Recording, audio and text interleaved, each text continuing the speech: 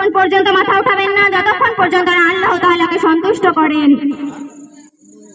আমার প্রিয় মা বোনেরা, যখন আল্লাহ তাআলা রাজি হয়ে যাবেন তখন হিসাব কিতাব শুরু হয়ে যাবে।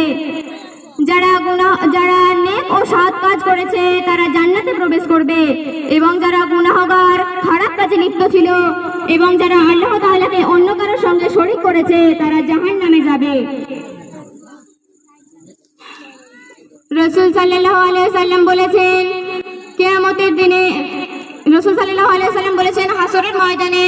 আল্লাহ তাআলা শুধুমাত্র 7 জন ব্যক্তিকে তার রহমতের ছায়া দান করবেন। তাদের মধ্যে প্রথম ন্যায় প্রতিষ্ঠাকারী ইমাম, দ্বিতীয় সেই যুবক যে তার জীবন আল্লাহ তাআলার ইবাদতে পূর্ণ করেছে,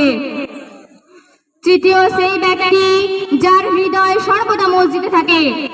চতুর্থ সেই 2 ব্যক্তি যারা আল্লাহর জন্য নিজেদের মধ্যে ভালোবাসা রেখেছে এবং আল্লাহর জন্যই আলাদা হয়েছেন,